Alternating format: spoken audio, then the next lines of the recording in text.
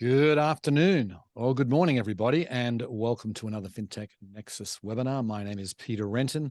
I am chairman and co-founder of Fintech Nexus.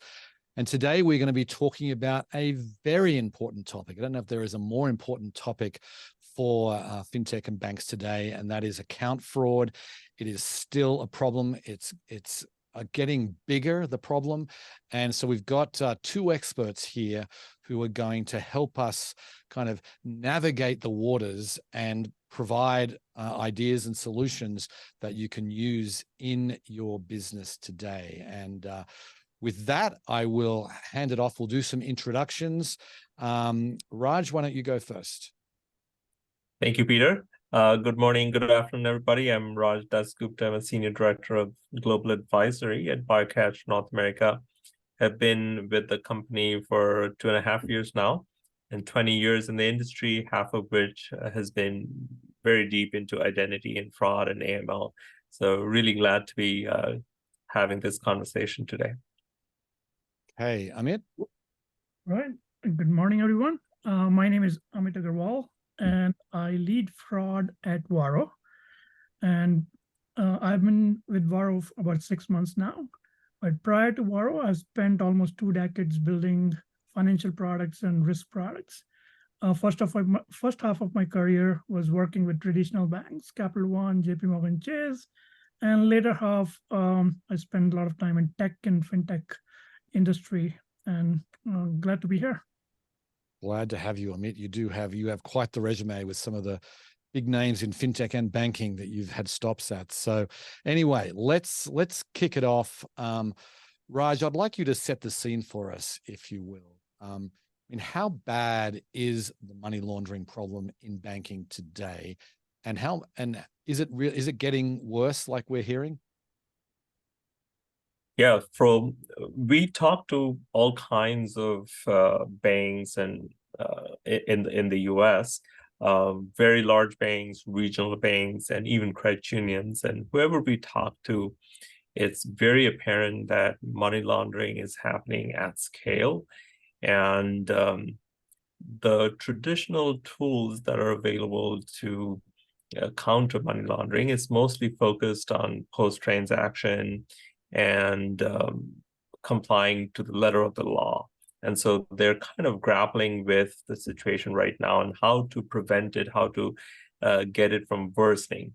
And there is no sign of it stopping or slowing down anytime soon. So it's a big problem now, and every bank of every hue is facing this issue.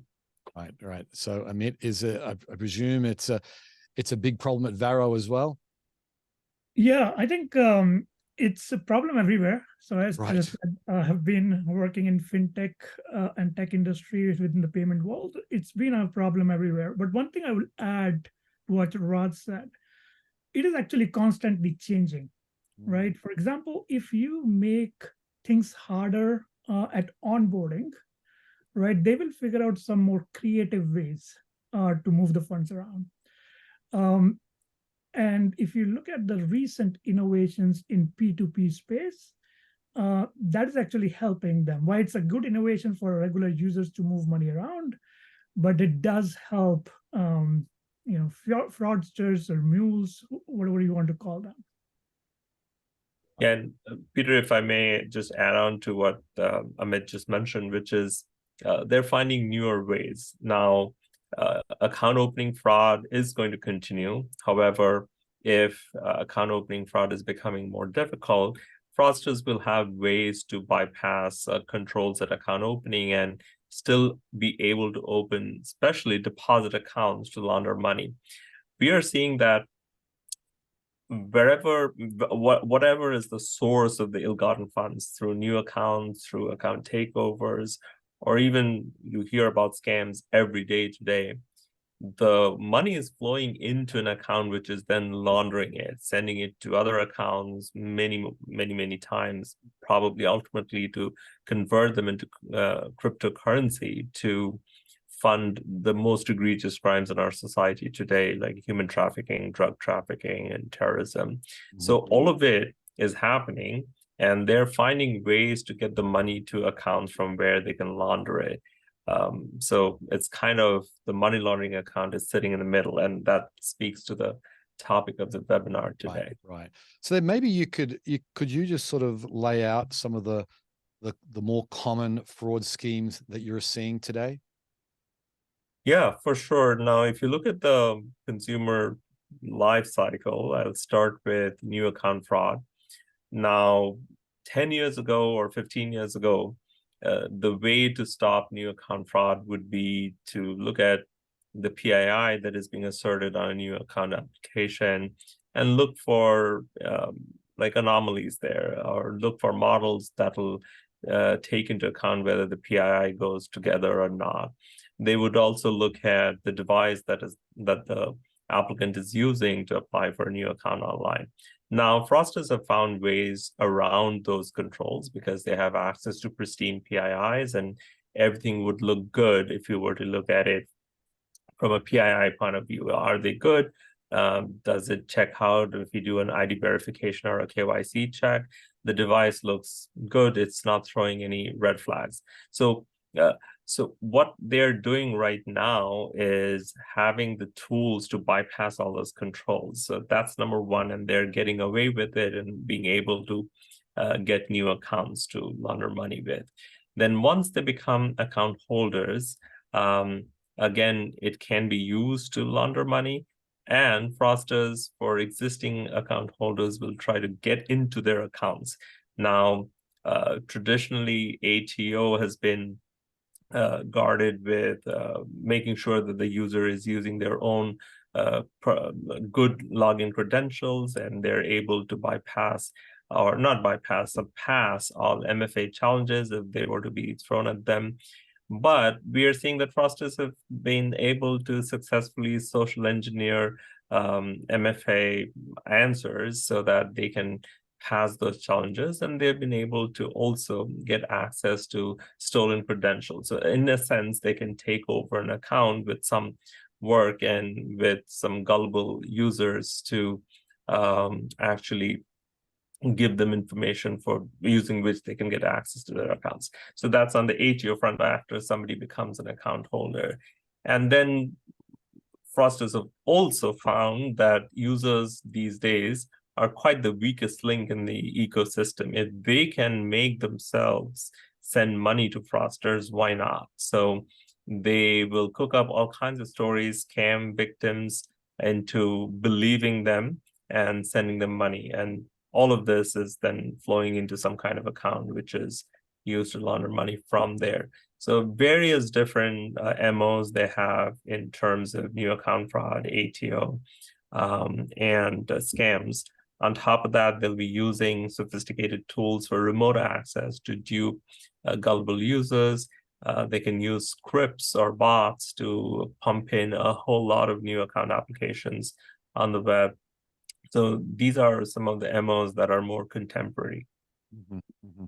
So then, Amit, what's sort of the common things you're seeing at Varo today? So, in my head, I break it down into first party and third party roughly. So third party, I think we have the right tools, and I'm not saying we have managed to bring it down to zero, but we have a lot of tools to tackle the third party fraud. First party fraud, where all these mules, money laundering that happens through first party fraud. And it's not super easy to address. And as Raj was mentioning, from a customer journey standpoint, you have to have a decent level of checks to identify these kind of patterns. That this person might be a fraudster or could turn out to be a fraudster.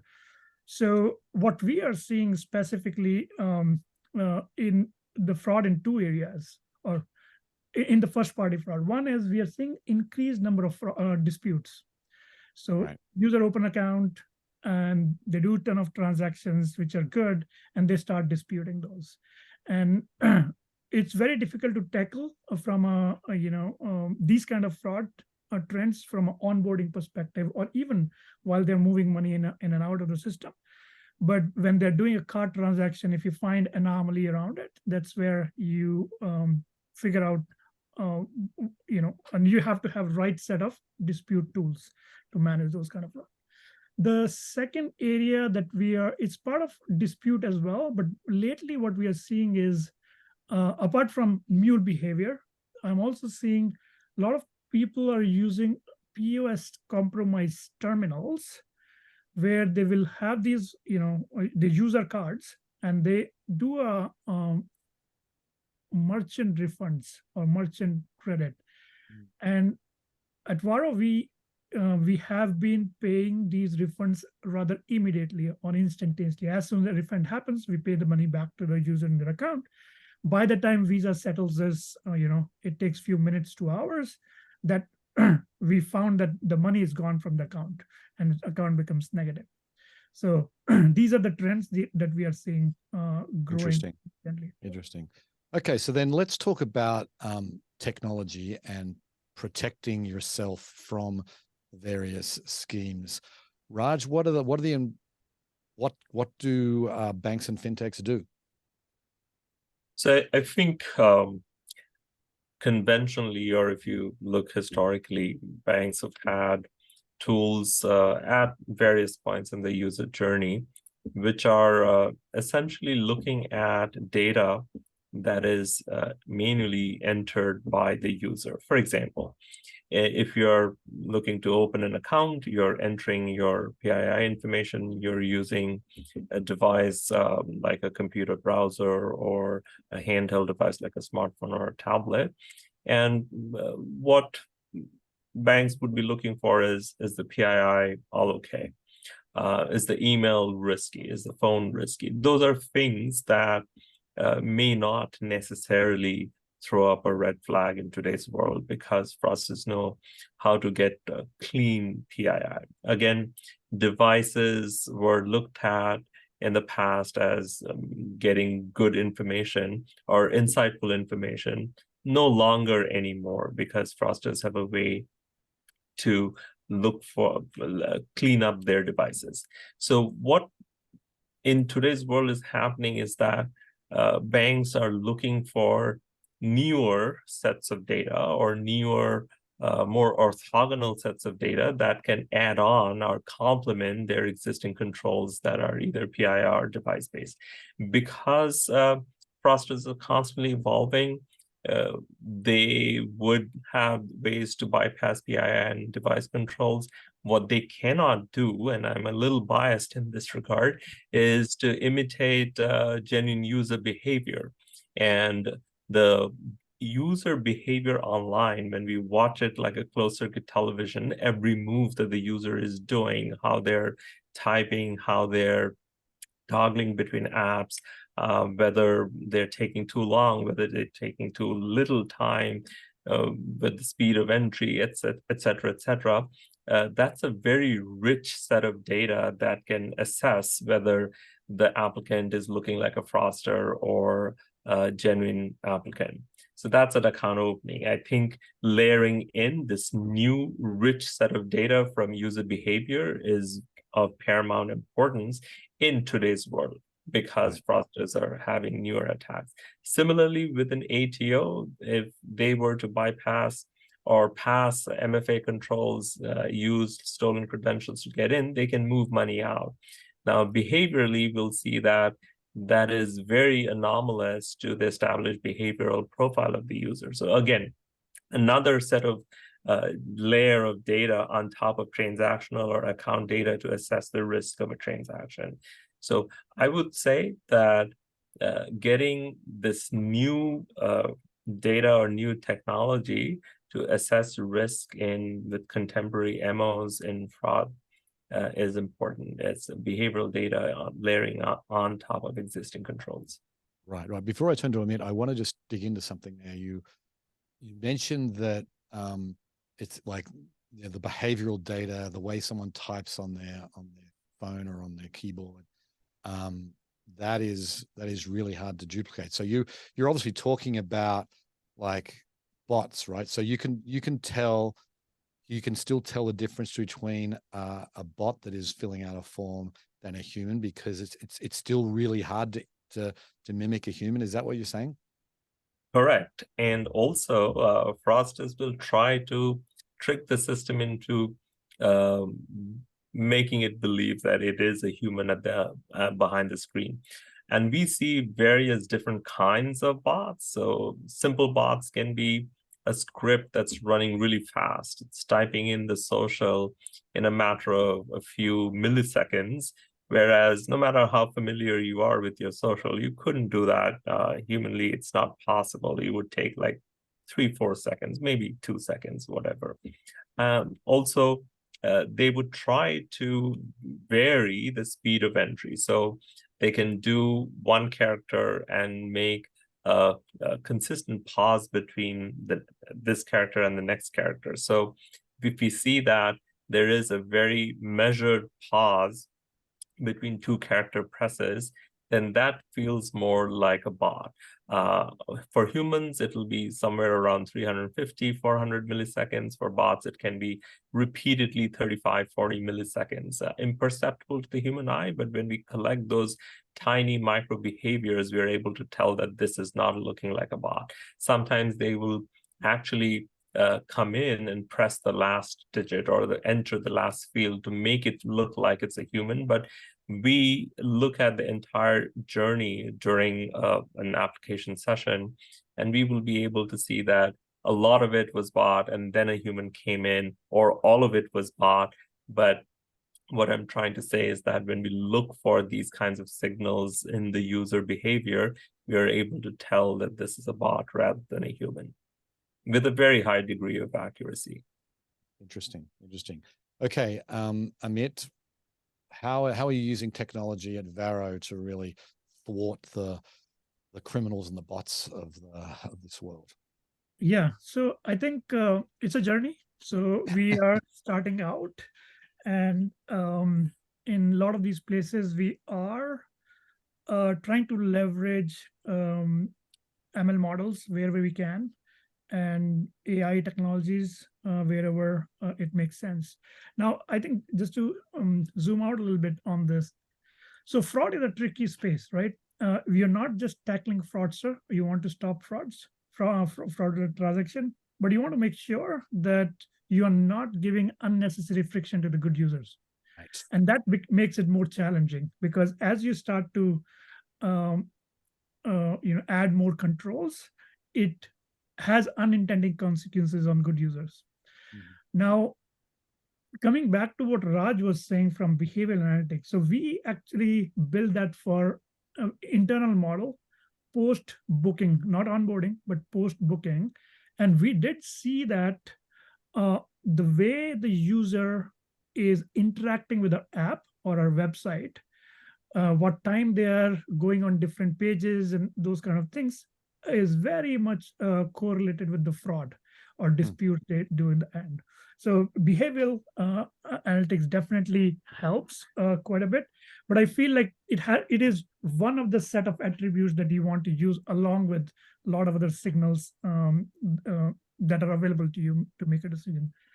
Now, what makes it challenging is you can't do it like manually. You can see all these things and make a sense out of it, but it's not very scalable. So you have to start using techniques like AI, techniques like ML model to basically separate the goods and bads to make the decision. So this is what we are doing, and we are also in the process looking into some of the behavioral analytics information that Raj was talking about. Right. Okay. So just a note to the audience, if you have a question for Raj or Amit, please hit the Q&A button. We'll get to those shortly. So Raj, back to you. I mean, the thing about fraudsters, right, they have access to good technology as well. How are they evolving their attack vectors today?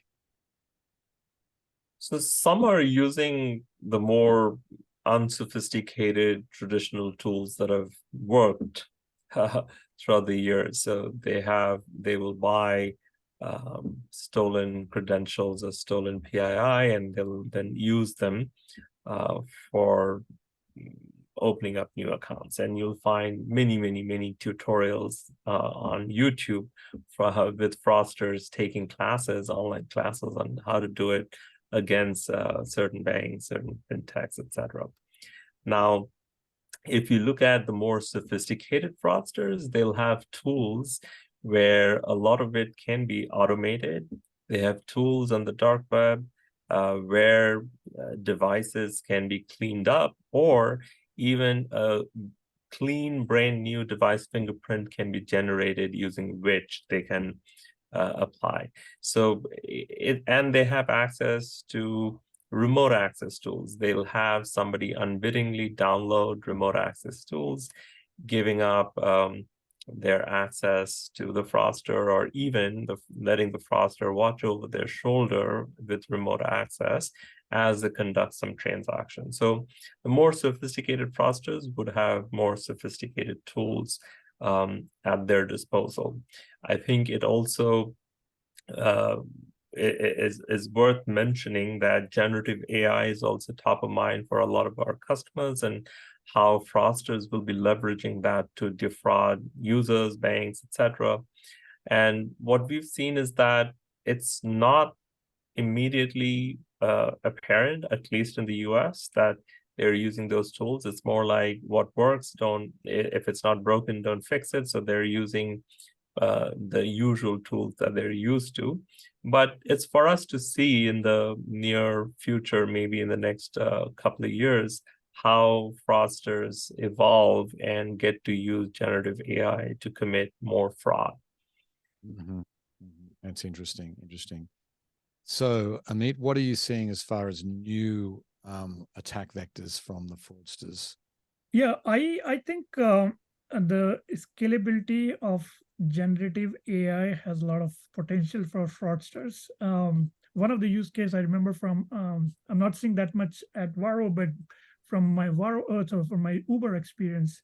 So I used to manage payment risk there, and what fraudsters would do, they will basically call a ride from and the driver, and they know who's the rider because they have called a ride, and they call the driver posing as they're calling from Uber, and they will say, "Oh, we know that you're going to pick this guy, call David," as an example. And just once they build that trust with the driver, they will ask them to switch bank accounts, and in the process they'll take their OTP and able to access driver's bank account and take the money out.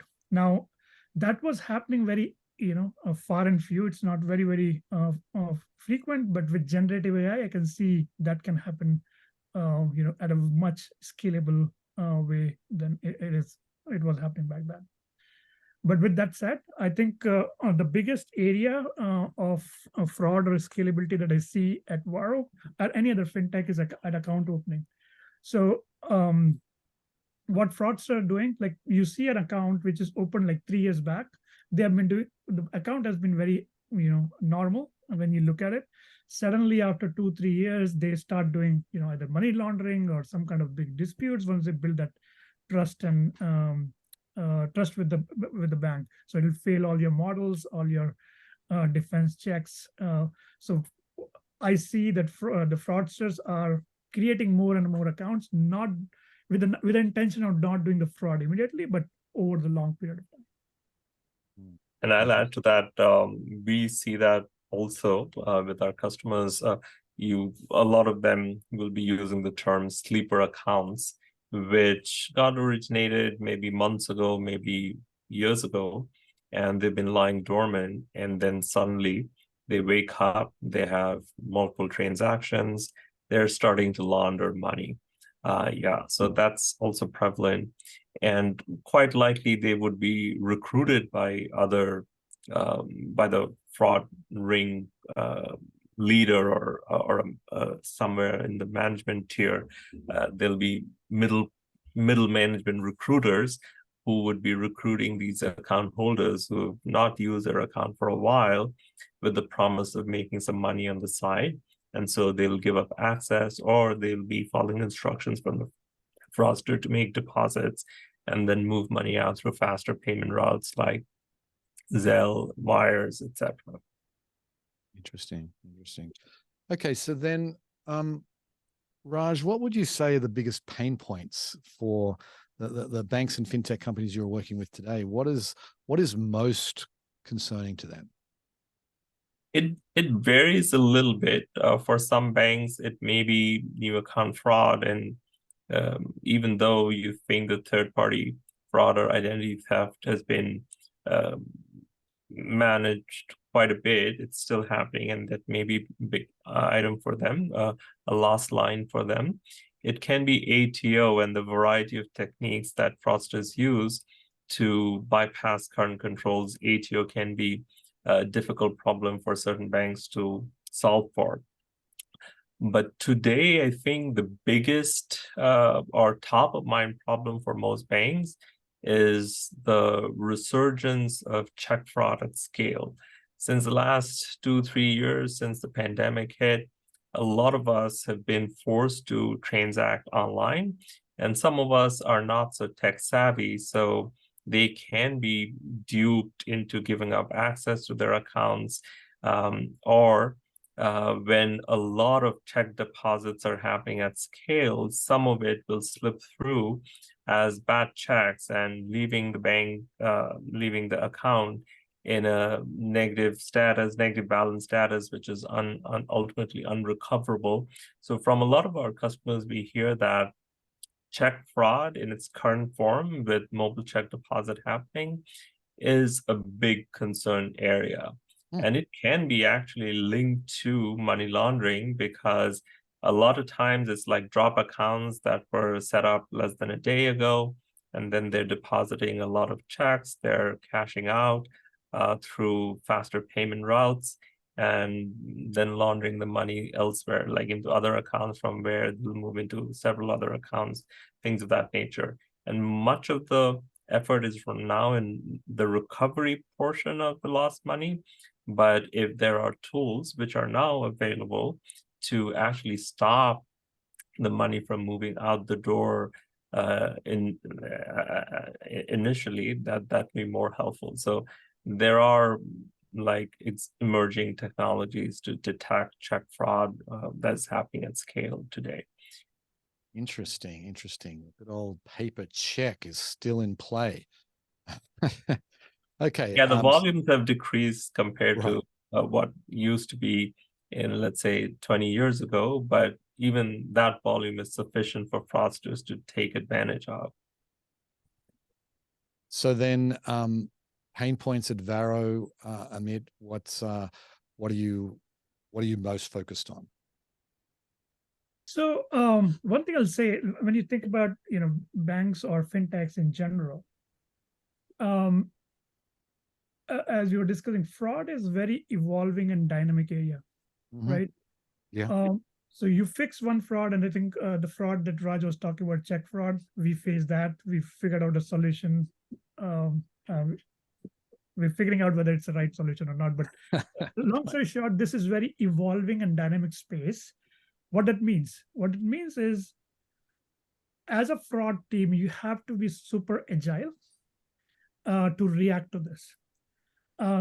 In order to being super agile, you have to have the right tools as well, right? So if it takes you 3 weeks to figure out a fraud and another 2-3 weeks to figure out how to stop this fraud, it's damage is already done, right? So having the right alerting mechanisms at right places, having the right tools to make sure those alerts are captured, if they're correlated to fraud, being able to tackle that and mitigate the fraud very, very quickly is the key.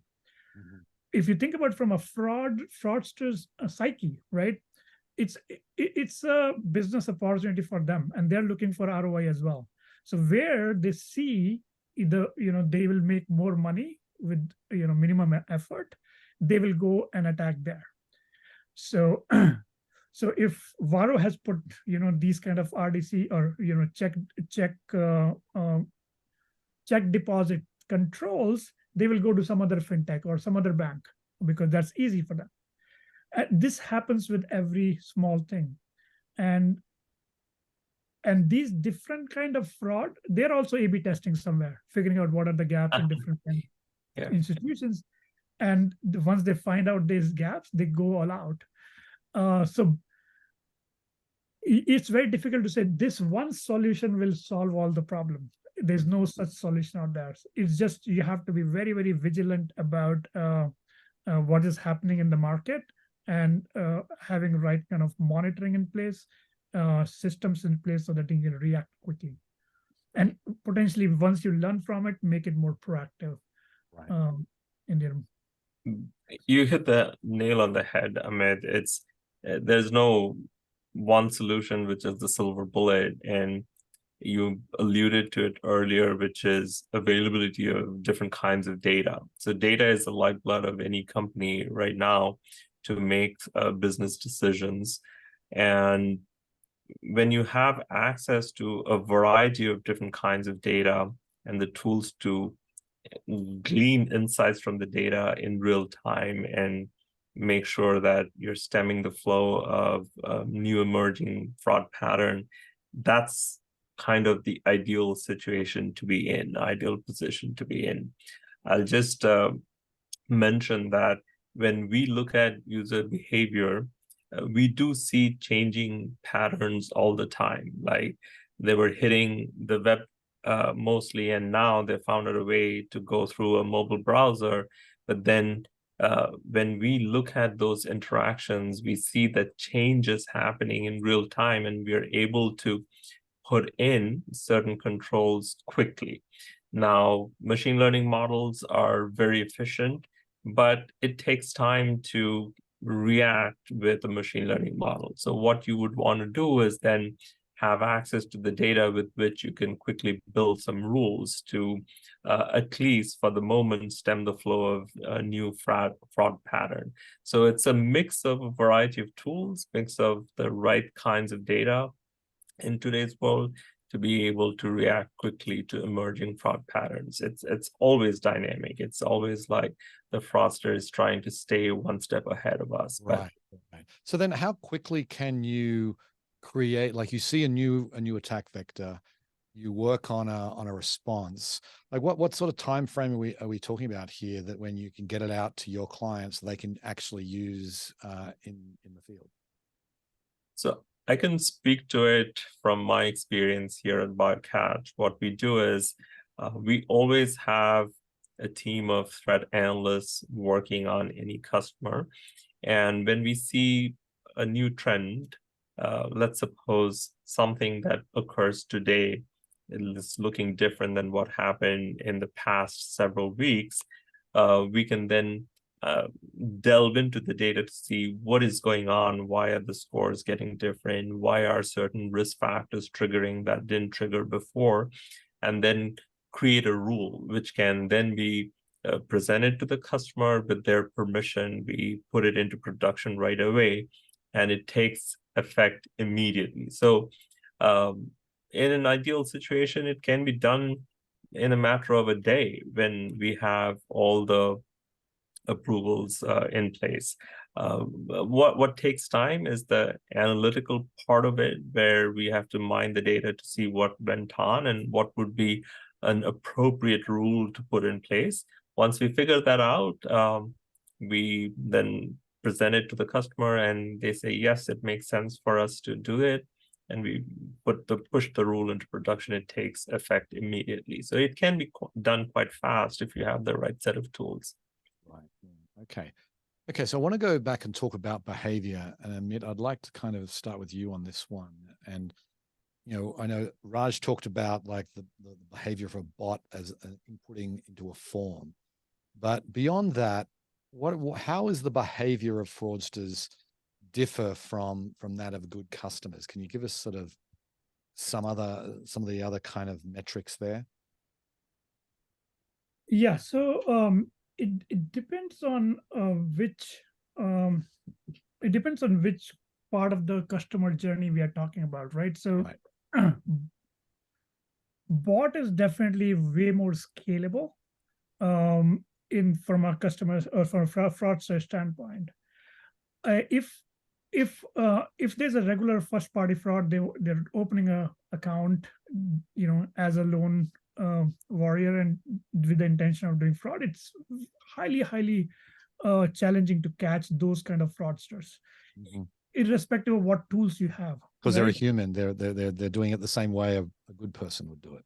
Absolutely. But I think the damage they can do from a behavioral perspective is if they try to do a fraud for a significant amount, right? So that changes, your average fraud is about $500, and they come and try to do $50,000 because it's a single account. They want to maximize their benefit. So in those scenarios, you say, okay, we either you have policies around it. Okay, beyond this amount, we'll do a manual review, or beyond this amount, we'll do some kind of a step up around just to make sure the person is the same person. And these things we have seen lately on the wire side of things. So, wires typically people use for down payment for their houses and all those kind of things. And it's very difficult. And because the volume is, or the amount is always significant, you have to go through a manual check or some kind of more friction, checks with more friction. So where you're depositing the money, is the account matching with the account at Varo? So you have to make those checks basically much quickly, because these kind of transaction happens very quickly as well. So having a right set of tools around it makes things easier. Raj, what other areas of behavior are you focused on? Yeah, so as Amit was saying, it depends on the point in the customer journey. For example, at account opening, what we will usually see is that the user is very familiar, the fraudster is very familiar with the account opening flow, and they're going through the flow very quickly. But in contrast, the genuine user would be taking some time to read through what they're applying for. Is it 29.9% APR, or is it 16.99% APR? So they would deliberately take some time to read through those things. Fraudsters don't care. They want to just open an account and make good with the ill-gotten money. So one thing is familiarity. The other aspect of it is lack of familiarity with the data they're entering. If it's stolen data, it's not lodged in the long-term memory space of their brain. So they will have to either copy paste or look at another application, toggle back to the website that they're applying the account with, and type in the information. They may make mistakes, they may make backspaces, deletions, etc. These are all tiny micro behaviors that are not seen in genuine users. Those would be fraudsters. They can also try to use bots where the speed of data entry is very high. They can use a proxy, which is US based, but sitting somewhere else outside the US. We can capture those through looking at their devices. So that's at account opening, the differences between fraud patterns and genuine patterns. After an account has been onboarded, it becomes a little different because it can be an ATO. The fraudster can try to get into a user's account by using stolen credentials, passing MFA challenges by various social engineering methods, and then moving money out. They can have remote access. Unwittingly, some victims or some users will give up their access by downloading remote access software. They can also have, behaviorally, what we can see at that time is that there are no physical taps, no touches, no movement of the physical keyboard or the virtual keyboard if it's on a glass interface in a mobile handheld device. So those are things that we can pick up behaviorally to see that this is not looking like the usual user. We also compare their usual behavioral pattern with what we are seeing in the current session. If I'm always used to logging into my bank account using my mobile app or a Chrome browser on my MacBook, and I usually log in once every day, look at my balance and log out, and that defines my behavioral profile. And suddenly I'm seeing an attempt to log in from a different device with a pretty significantly different behavior, going straight to a pay setup, making a payment to a payee with a high dollar value amount, things of that nature. I'm kind of exaggerating the MO, but it could be possible, and we do see these kinds of things happening. So behaviorally, we can figure out that although they logged in with the right set of credentials, they might have passed MFA, they're not quite behaving like the user that we are known, that we've seen in the past, that we know how should behave online. Right. So that's really interesting then. So, when we talk about onboarding versus ongoing monitoring, it's really two completely different approaches in a way, isn't it? Because you're once you've got them, once they're onboarded, you have to then, monitor them. And what are some of the different ways you're doing that? So monitoring, we look at two different aspects of monitoring. One is the individual level, where we have alerting system around if a user is used to, for example, spending $500 every day, right? Suddenly they have a transaction of $5,000. So that's an alert mechanism that we have at an individual level. The second level of alerting or monitoring we have in place, and these are more real-time monitoring. And second set of monitoring we have in place is more aggregated level, where we are saying, okay, this particular state, as an example, has 5,000 different ACH transactions every hour. And suddenly this changes to 15,000, 3x, or whatever our limits are. So that creates another alerting mechanism for us as well. So that will tell you if there's some kind of fraud attack is happening, or maybe there's some marketing campaign we ran that is causing it. But at least this will give our team a very quick feedback if some anomaly is happening in the space, so that they can go and take a look into it. If I extend this further, so we are looking into building a tool, basically a more automated tool, where once these kind of anomalies happen, and we believe that these are correlated with fraud, and there are mechanisms to figure those things out as well. We are building a sort of a decision tree ML tool where that will actually tell the fraud analyst where these anomalies coming from, like from a user behavior perspective. What are their fraud scores, different kind of fraud scores are, and those kind of things, so that analysts will not take a long time to build those insights themselves. They can just validate and implement the rules immediately. Okay. So, Raj, when you take a step back and look at sort of what's happening in the industry, who is winning today? Are the fraudsters getting the better of the good guys, or are we managing to kind of stay in balance, or are the good guys winning? Who's ahead right now? That's a difficult question to answer, but I'll just offer my perspective. Sure. I do believe that fraudsters are not ahead. Fraudsters is their job, is their livelihood to defraud institutions and individuals, but there are also fraud fighters like yourself, Amit, and myself, and many others in the industry who will be constantly spending time and effort into stopping the flow of fraud. And if they were winning, we would see very large numbers of fraud happening. But if you look at individual banks, they would have their fraud under control, although they might have had some spikes in the past.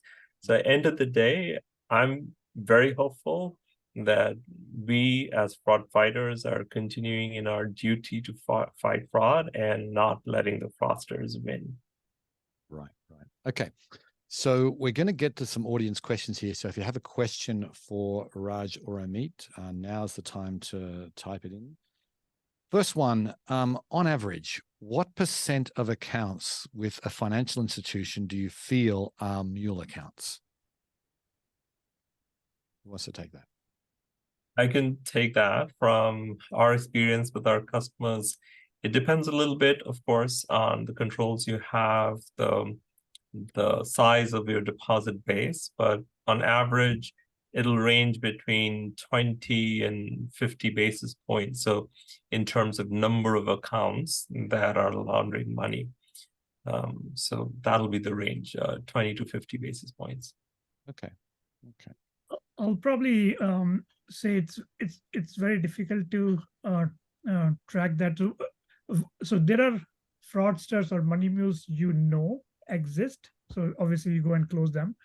And there are money mules that have not done any activity yet that basically eventually turn to become money mules and start doing money laundering. But I think the percentage that Raj quoted probably is about right. I would say 10 to 50 bips is a range. Okay. So we've got two questions here on KYC. Let's see. So how do we automate KYC checks and weed out fraud systematically on the front end? So we are using at Varo multiple ways to do KYC. One is obviously we use the third-party data to validate the identity of the user. And obviously these third-party data, they are typically not, sometimes the data is not. Oh, do we just lose Amit? I can just add in my viewpoint here as Amit joins back in. So KYC has to be differentiated from fraud detection. KYC is almost like a compliance function where you're having to know your customer, comply with applicable regulation, KYC regulation, red flags or regulation, and USA Patriot Act, etc. And that is really trying to figure out if this identity is a real identity or not. That is not going to tell you whether a fraudster has gotten access to that identity and then using it to open an account. So if you think in terms of automating the KYC process, it's not enough to do ID verification against third-party reputed data sources, but it would also serve you well if you look for indications of fraud in the new account application process when they're interacting with the site. What are some of the other factors you can see, like behavior and otherwise, to determine if they're fraudsters? So KYC is necessary, but not adequate in getting new good customers on board. Amit, it looks like you're back. You can continue on with your thought if you like. Yeah, sorry, I got disconnected, internet issues. But what I was saying is there are two different methods that we use for KYC. One is the data-driven. Basically, we have third-party sources that we leverage to confirm the identity of the user. But a lot of times the data is not super clean, where we have to use other methods where, and we use IDV, identity verification. It's nothing but user will upload their IDs, for example, driving license, and we look at, we have the technology where we look at the picture as well as the information on ID, and we compare that with the information they provide on the application, along with the selfie that they provide us during the onboarding process. So that confirms the identity of the user. So I know Varo is a consumer-focused bank, but there's a question here about like KYB, the Know Your Business.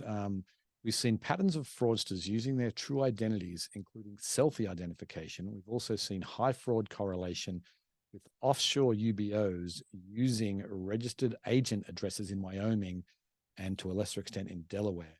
Any insights or tips for the KYB process? Raj, is that something you get into at all? Usually we don't, and it's actually a pretty difficult problem to solve when it happens at scale. KYC is looking at individual data, so there are plenty of data sources that you can look at to do KYC. But when it comes to KYB, especially with businesses that can be set up online and rather quickly, will be difficult to vet. So I think end of the day, though there are some software available like checks with DNB and etc., you would almost always have to do some level of manual review for KYB. Yeah, I'll add, I have a little bit of experience in Uber and Amazon where I manage Uber for business onboarding and is Amazon business at Amazon. So it's very difficult because we don't have a lot of data available for verifying the business particularly. So we use a lot of manual ways, like even Googling the business and so on and so forth. But one thing which actually helped quite a bit is when we were doing KYB, we also did KYC in the sense that if, for example, Amit Agarwal, I'm onboarding a business, I should have some relationship to the business, right? And we would basically look at those signals to figure out whether this is a authenticate business or a fraudster doing onboarding. And we did see a lot of fraud happening in U4B in Uber from a business standpoint. Okay, interesting. Okay, so I want to sort of ask about the future here, and when we're looking sort of down through over the next 12 to 24 months, how should banks and fintechs really be thinking about their future needs when it comes to to fraud detection and attacking, making sure that they catch as much fraud as possible? I think it's really quite difficult for big banks to put in place infrastructure rather quickly. So when they have the resources, the engineering resources to put some new software in place, I think it would do them well if they were to look for software that offers a flexible platform. What I mean by flexible is that they're able to react quickly to emerging fraud patterns. It's very difficult to have a crystal ball to see what's going to happen 6 months down the line, 1 year down the line. But if you have a flexible platform in place, which gives you the ability to react quickly to emerging fraud patterns, I think that'll be a good scenario to be in. It's not an easy thing to do for large-scale implementation. So when the resources are available, it's better to go with platforms that are flexible. Just to add top of it, based on my experience working in bank and fintechs, I feel like the answer may lie in the like whether it's a bank or a fintech or a neobank and so on and so forth. So one thing is, like for example, banks are typical traditional bank. They are the understanding of fraud and the sort of processes is already there, right? So they understand what kind of traditional fraud mechanisms are there and so on and so forth. The challenge, if you look at the fintechs, is given the growth is always a number one priority, this always takes slightly backseat, which means you're not putting enough resources and attention and prioritization to fraud. So that poses a different challenge. Now, when you look at bank though, as Raj was saying, it's not easy for them to react quickly to market changes. On the other hand, fintechs are actually really good at it. So depending on where you are on this, on this journey, you have to look at what are the different gaps in your organization and fill those accordingly. So ultimately, you have to have a right prioritization and right tooling to react to it. Okay, it's a good place to end it here. Well, thank you very much, Raj. Thanks, Amit. Thanks, of course, to BioCatch for sponsoring this webinar. I learned a lot. I hope you did as well. And you have a great afternoon, everybody. And thanks of course to the audience for watching and for your questions. We'll see you later. Thank you. Thank you.